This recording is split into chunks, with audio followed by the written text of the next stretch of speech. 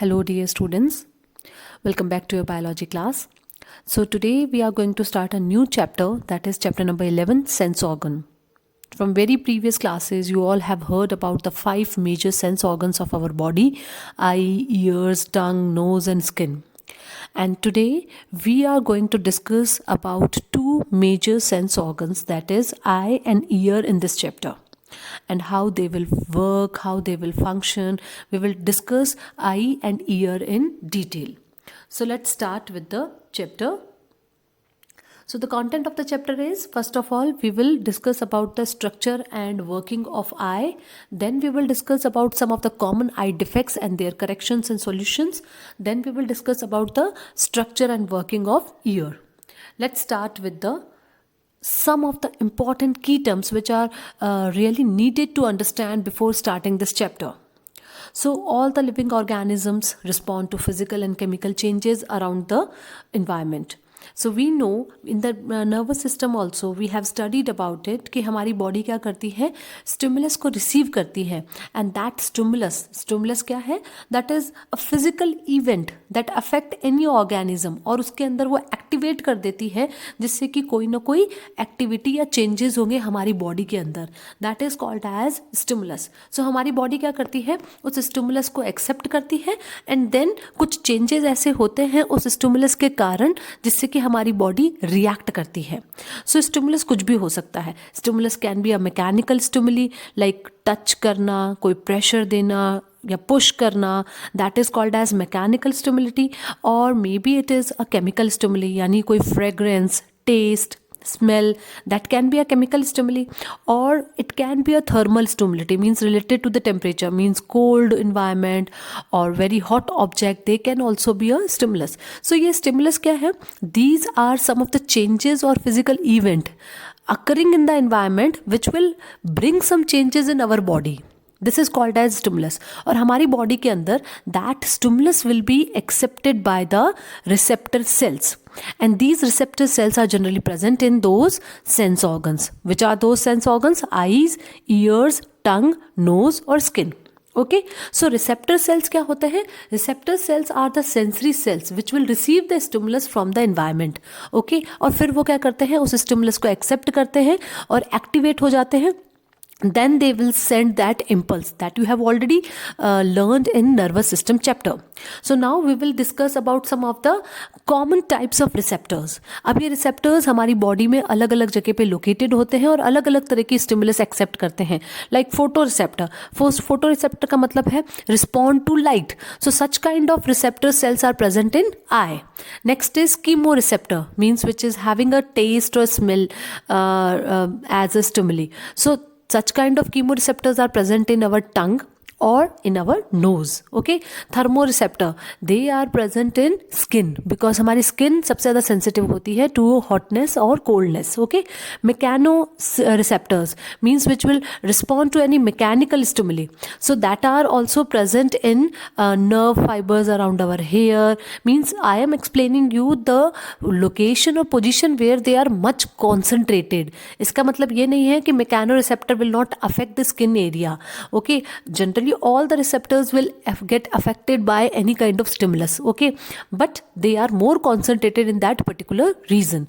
Phonoreceptor means any response to the sound stimuli, so they are more concentrated into the ear area, and even they are present only in the ear because sound से सबसे ज़्यादा effect क्या कहाँ पे आता है, हमारे कानों में. Okay, and extero means any specialized kind of sensory information from the environment. Okay, coldness और hotness, they are temperature related. इसके अलावा भी और कोई ऐसे external stimuli अगर आती है, so हमारी body के receptor cells जो होते हैं वो activate हो जाते हैं and they will generate some changes in our body. Okay, so this is very important to understand stimulus and photoreceptors or different kinds of receptor before starting the main structure and function of different kinds of sense organs. Okay, so understood what is the meaning of stimulus and receptor. Now we will start with the eye. So you know very well that we are having a pair of eye. Okay, and these pair of eye are present in a deep socket in front of head. Okay, if you have seen the skull, then you can correlate with that कि school के अंदर जो deep sockets होते हैं वहाँ पे हमारी eyes located होती है. Okay, and they are situated deeply in those orbits of the skull. Okay, and each eye is in the form of a ball called as eyeball. Basically that eye is a ball like structure called as eyeball.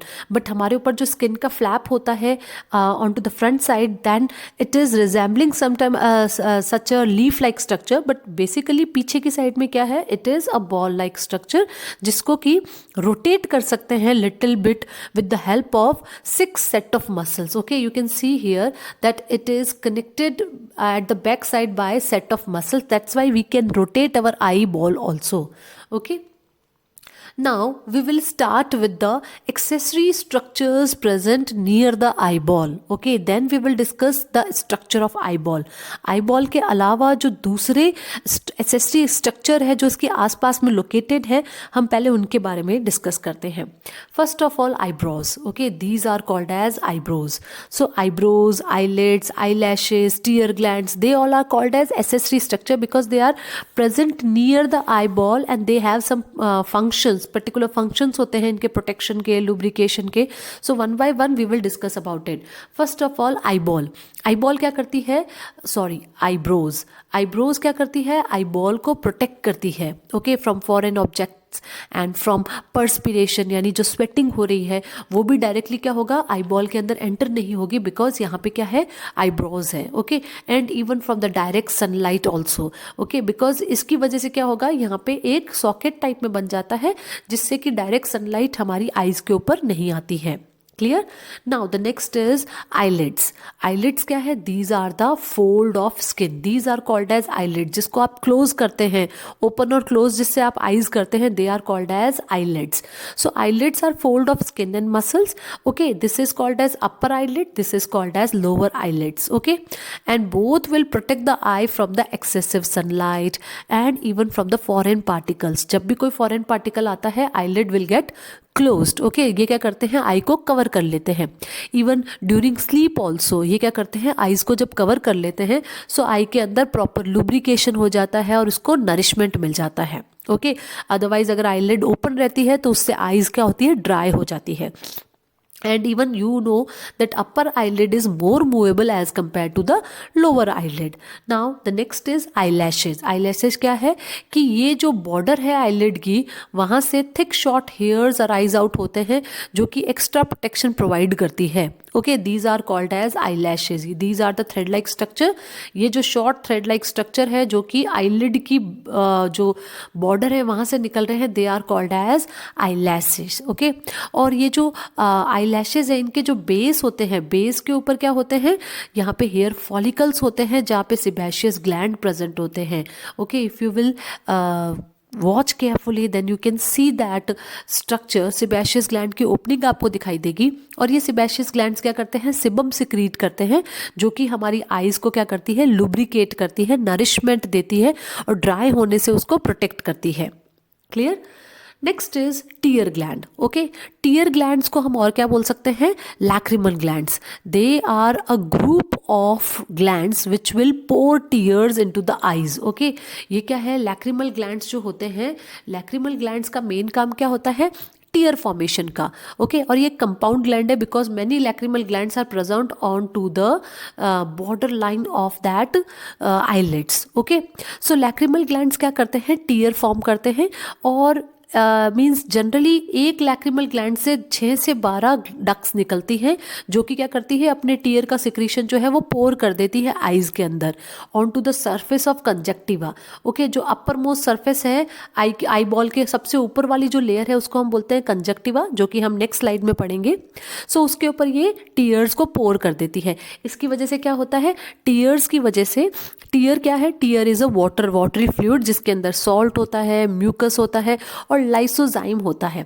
Lysozyme एक bacteriocidal enzyme है जो कि bacterias को किल कर देता है. So tears are very important because इनके अंदर बैक्टीरियोसाइडल प्रॉपर्टी भी होती है, यानी बैक्टीरियाज को किल करने वाला लाइसो एंजाइम प्रेजेंट होता है. सो ये क्या करते हैं, these lacrimal glands through the lacrimal duct they will empty their secretion into the eyes. Okay, and as a result what will happen, they will lubricate the eye ये इस front surface को clean कर देते हैं, moisture करते हैं, और ये जो टीयर्स है इसके अंदर जो लाइसोएंजाइम प्रेजेंट है वो क्या करता है, अगर यहाँ पे कोई बैक्टीरियल इन्फेक्शन है उसको भी ये किल कर सकता है. So there are many benefits of those tears produced by the lacrimal gland. Okay, so lacrimal glands क्या प्रोड्यूस करते हैं, टीयर प्रोड्यूस करते हैं, जिसको हम बोलते हैं लैक्रिमल सिक्रीशन ऑल्सो. क्लियर है. सो इसके अलावा एक और मेन फंक्शन जो है वो क्या है, tears can also help in communicating emotions. You all know very well, whenever you are feeling sad, you have some emotions, tears will automatically come out. Okay, so it is a way by which you can communicate your emotions also. So बहुत सारे functions है, nourishment, lubrication, moisture करना, और bactericidal property. Okay, bacterias का अगर कोई infection है तो उसको भी खत्म करना. ओके, सो ये जो लैक्रिमल ग्लैंड्स है क्या करते हैं, लैक्रिमल ग्लैंड्स लैक्रिमल डक्ट्स के थ्रू जो क्या है टीयर्स को पोर करते हैं. फिर धीरे धीरे ये जो टीयर है वो लैक्रिमल डक्ट से होते हुए नेजो लैक्रिमल डक्ट के थ्रू होके ये बाहर एक्सपेल आउट हो जाता है. Okay, so this is all about the accessory structure of the eye. Now come to the main structure of our eyeball. Okay, eye ball का स्ट्रक्चर अगर हम स्टडी करते हैं, सो एक ये स्पेरिकल स्ट्रक्चर है जिसका डायमीटर नियर अबाउट 2.5 सेंटीमीटर तक होता है. और ये जो आई बॉल है ये 3 लेयर्स की बनी हुई है. You can see here white layer, then dark blue layer, then light blue layer. So basically 3 layers are present in the eye ball structure. और उसके अलावा यहाँ मिडिल पोर्शन में एक लेंस भी लगा होता है. You all know about that black coloured lens present in the centre of your eye ball. So we will discuss about these 3 layers and about the lens. Okay, so one by one हम एक एक layer को complete करते जाते हैं और इसके अलावा लेंस के बारे में भी डिस्कशन करेंगे. Okay, so first layer, that outer most layer is called as sclera layer. जो व्हाइट कलर की लेयर आपको दिखाई दे रही है that is called as sclera layer and it is a continuous layer. Do you know the meaning of continuous layer? Means ये कहीं पे भी डिसरप्ट नहीं हो रही बीच में. यहाँ से स्टार्ट हुई है, it is present over here also, and then finally it will be continuing through the whole eye ball. Okay, so sclera क्या है? It is that outer most tough coat. ये बहुत ही टफ होती है जो आईबॉल के सबसे बाहर वाली साइड में प्रेजेंट होती है और ये कोलेजन की बनी हुई होती है. और इसको हम 2 रीजन में डिवाइड कर सकते हैं. What are these 2 reasons? ये लेयर पूरी स्क्लेरा कही जाती है, बट इंटीरियर पार्ट के अंदर दिस पोर्शन, ये जो पोर्शन है जो लेंस के जस्ट आगे जब ये स्क्लेरा आ जाती है तो ये क्या बन जाती है? ये ट्रांसपेरेंट हो जाती है. अब इस transparent fibrous coat of sclera is called as cornea. Okay, so cornea क्या है? Cornea is a part of sclera only. So when that sclera will come in front of lens, then this transparent fibrous coat through which iris can also be seen, this is called as cornea. Okay, और इसका जो outer most surface है वो epithelial layer की बनी हुई होती है. ओके, सो ये क्या करता है? कॉर्निया क्या करता है? नरिशमेंट टीयर से या एक्वस ह्यूमर से रिसीव करता है. I will explain you what is aqueous humour. So tear से नरिशमेंट कॉर्निया के थ्रू आई के अंदर एंटर होता है. So understood what is cornea? Sclera जो आउटर मोस्ट लेयर है वो लेंस के सामने जब आती है तो यहाँ पे ट्रांसपेरेंट हो जाती है और ये transparent part of sclera is called as cornea. Now you can see one more structure over the cornea. Can you see here this reddish brown color structure over this cornea? ये है cornea. अंदर जो white color का portion है sclera का, this is called as cornea, which is present in front of the lens. And now this reddish brown color structure is called as conjunctiva. Conjunctiva क्या है? ये cornea के ऊपर एक thin membrane होता है. Okay, और जो कि है ना entire front part को cover कर देता है. ओके, सो ये क्या करता है? ये और ज़्यादा प्रोटेक्शन प्रोवाइड करने के लिए होता है. तो एक सिंगल एपिथेलियम लेयर की बनी हुई एक पतली सी मेम्ब्रेन होती है जो कि कॉर्निया के ऊपर होती है और इसका मेन काम क्या है? ये एक्स्ट्रा प्रोटेक्शन प्रोवाइड करता है. क्लियर है? So this is called as conjunctiva.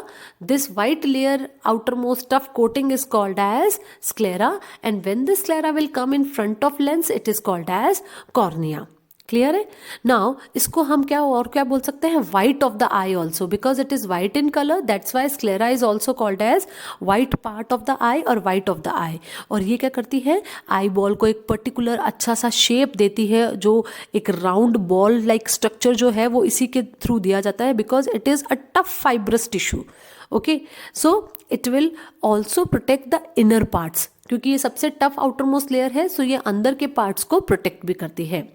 Okay, so this is all about your sclera layer that I have already explained you. In this diagram you can see that this blue colored structure is our sclera layer. और जब ये blue color का structure lens के front में आ जाता है तो अब हम इसको क्या बोलते हैं, कॉर्निया. और कॉर्निया के ऊपर एक और प्रोटेक्टिव लेयर होती है जिसको हम बोलते हैं कंजक्टिवा. सो कॉर्निया क्या है, cornea is a part of our sclera, जो कि लेंस के फ्रंट में आने से ट्रांसपेरेंट हो जाती है. Clear? Next, second layer in our eyeball is that reddish colored structure which is called as choroid layer. Okay, so choroid layer is the middle layer of our eyeball और इसके अंदर 3 major parts हैं. इसके अंदर choroid है, ciliary bodies and iris है. Now let me show you all the 3 in this. This red color structure is choroid. So ये continuous नहीं है because you can see here यहाँ आके ये क्या हो रही है, end हो जाती है. ओके अब यहाँ पे जहाँ ये एंड हो रही है, this both portions are called as iris. Iris क्या करता है, आइरिस अलाउ करता है कि ये एक कलर्ड पार्ट है, कॉरोइड का वो कलर्ड पार्ट है जिससे कि कलर इम्पार्ट होता है हमारी आई बॉल को. ओके सो किसी की आईज हम बोलते हैं ब्राउन है, किसी की ब्लू है. This is all because of the colour present in the iris region. Okay so iris is also there, that choroid layer is also there, plus you can see here कि यहाँ पे ciliary bodies है. Ciliary bodies का main काम क्या है कि ये सीलियरी बॉडीज लेंस को पकड़े रखती है. okay they will means that hold the lens. okay I will explain you कि ये लेंस को होल्ड करने के साथ में और क्या क्या फंक्शन करती है वो हम लेटर स्लाइड में डिस्कस करेंगे. सो कॉरोइड लेयर के अंदर 3 स्ट्रक्चर्स कौन से हो गए, main choroid layer red colour का स्ट्रक्चर है, फ्रंट के अंदर जहाँ पे डिसकंटिन्यू हो रही है this is called as iris, plus the ciliary bodies are also extending out from this layer which will hold our lens. Clear है? So these 3 are the main parts of our middle layer called as choroid layer. ये choroid layer thin होती है as compare to the sclera. Okay और dark brown colour का membrane होता है और ये ऑलमोस्ट इनर सरफेस को पूरा कवर कर लेती है. ओके इसके अंदर ब्लड वेसल्स भी होती है और लार्ज अमाउंट ऑफ पिगमेंट्स होते हैं. सो ये मेन काम इसका क्या होता है, ये लाइट को एब्जॉर्ब कर लेती है जिससे कि बॉल जो है वो उसको रिफ्लेक्ट बैक ना करे. सो लाइट को एब्जॉर्ब इसलिए कर लेती है जिससे कि बाकी एक जगह पे जहाँ इमेज बनेगी वहाँ प्रॉपर इमेज बनाई दे. और इसके अलावा जो ब्लड वेसल्स इसके अंदर प्रेजेंट है वो क्या करती है, आई बॉल को इनर नरिशमेंट भी प्रोवाइड करती है. क्लियर है? So now come to the one more important part which can be formed due to that iris. Okay, अब आप देखो यहाँ पे क्या है, iris है. Okay, means that discontinuous portion of the choroid layer is forming a colored structure called as iris. अब ये iris की वजह से okay, there will be a hole in the center of the iris और ये जो hole बन रहा है इसको हम क्या बोलते हैं, pupil. Pupil क्या है, जब iris दोनों पास आ जाती है तो यहाँ पे ये जो hole बन रहा है इस hole को हम बोलेंगे pupil. Okay, अब आइरिस क्या कर सकती है, प्यूपिल को बड़ा कर सकती है, छोटा कर सकती है. पीछे की साइड हो जाएगी तो प्यूपिल बड़ा हो जाएगा, अगर ये आगे हो जाएगी तो प्यूपिल छोटा हो जाएगा. ओके सो प्यूपिल क्या करता है, प्यूपिल will allow the entry of light into the eye ball. Okay प्यूपिल के थ्रू होते हुए आई बॉल के अंदर लाइट एंटर होती है.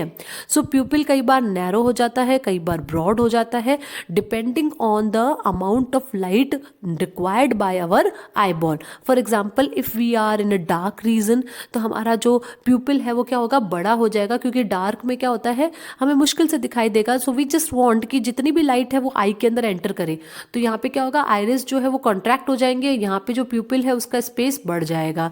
ओके सो हमारा प्यूपिल क्या होगा, वो डायलेट होके उसका जो डायमीटर है वो बढ़ जाएगा जिससे कि मैक्सिमम लाइट अंदर एंटर हो सके जब हम किसी डार्कनेस में जाते हैं. And in bright light that प्यूपिल will again become narrow and it will not allow much light to enter into the eyes. Okay so pupil क्या होता है, pupil is a hole generated by the iris and now this pupil will control the amount of light enters into the eyeball. Clear है? So basically iris will contain the muscles, क्योंकि muscles के contraction से ही क्या होता है, यहाँ पे प्यूपिल का एनलार्जमेंट, डायलेशन और कंस्ट्रिक्शन होता है, और ये डिसाइड किया जाता है कि कितना अमाउंट ऑफ लाइट एंटर हो. Okay, so there is one diagram given in figure 11.3. You can easily understand by that diagram कि अगर हम डिम लाइट में जाते हैं तो हमारा प्यूपिल बड़ा हो जाता है, और जब हम ब्राइट लाइट में आते हैं तो हमारा प्यूपिल छोटा हो जाता है. इसीलिए जब आप कभी धूप में होते हैं तो आपका प्यूपिल एकदम छोटा हो गया है, जिससे कि बहुत कम लाइट एंटर हो, और एकदम से जब आप घर के अंदर आते हैं, डार्कनेस में या डिम लाइट में आते हैं, you will feel blind for few seconds, क्योंकि उस दौरान क्या हो रहा होता है, जो पहले कंस्ट्रिक्ट हुआ हुआ प्यूपिल है अब वो फिर से डायलेट होके बड़ा होने में टाइम लगा रहा है. तो जब तक वो बड़ा नहीं होगा, प्रॉपर लाइट आपकी आंखों में जाएगी नहीं, and as a result you will feel blind for few seconds. Okay, clear है. Now this is all about your second layer of eyeball, that is choroid layer. Come to the next layer, which is called as retina.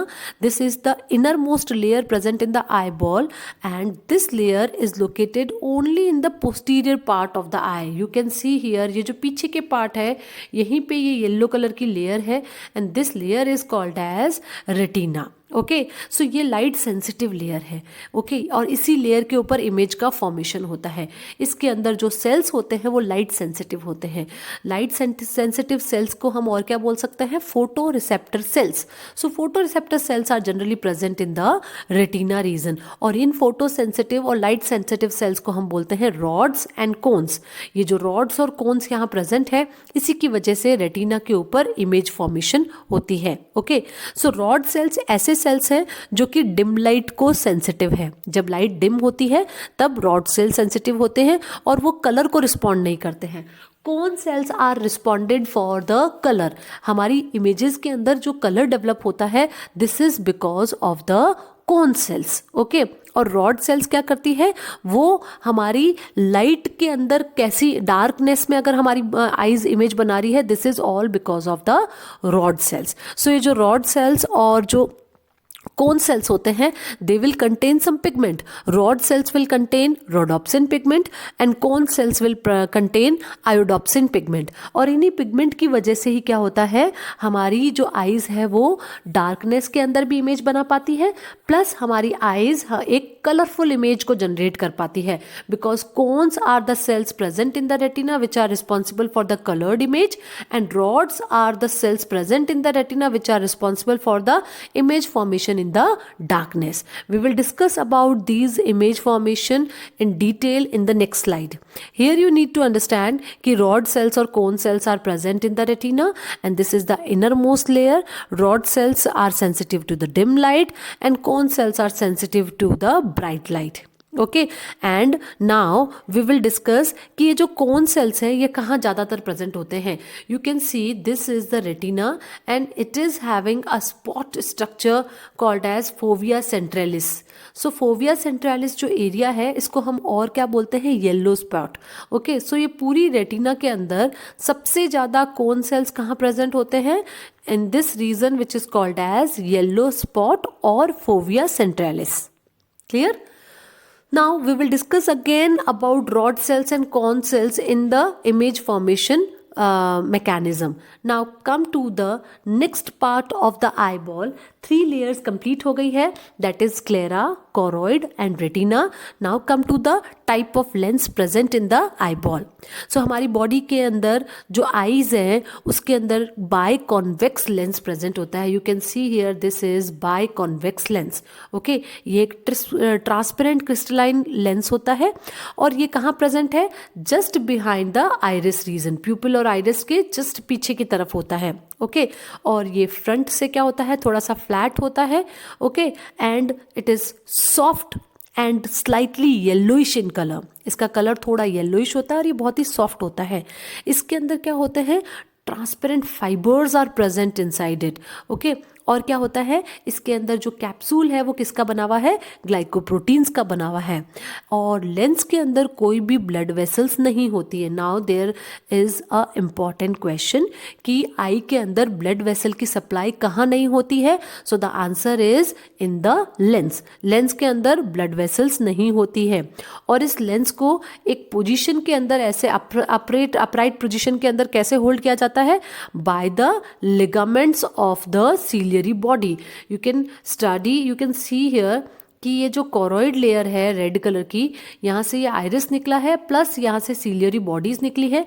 In ciliary bodies से suspensory ligaments निकलते हैं जो कि इस lens को hold करके रखते हैं। ओके अब इस लेंस की वजह से जो आई बॉल है उसकी इनर कैविटी जो है वो दो पार्ट में डिवाइड हो गई है। एक हो गया है एंटीरियर कैविटी, एक हो गई है posterior cavity. Anterior cavity in between the cornea and lens is called as aqueous chamber. okay, and the cavity between the retina and lens is called as vitreous chamber. So जो anterior cavity है between the lens and the cornea, it is also filled with a liquid called as aqueous humor. okay, ये जो anterior cavity है इसके अंदर जो liquid है उसको aqueous humor बोलते हैं, जो कि एक watery fluid होता है जो कि eyes को moist करने में और protect करने में help करती है। और जो posterior cavity है जिसको हम vitreous chamber बोलते हैं, उसके अंदर जो liquid filled है that is a jelly like substance called as vitreous humour. और ये भी क्या करता है, रेटिना को सपोर्ट करता है और आई को कोलैप्स होने से बचाता है। Okay, it will also provide that nourishment and support to the eye ball. Clear है? So this is all about the structure of our eye ball and its accessories. Next is how do we see means working of eye, that we will continue in the next video. Thank you so much.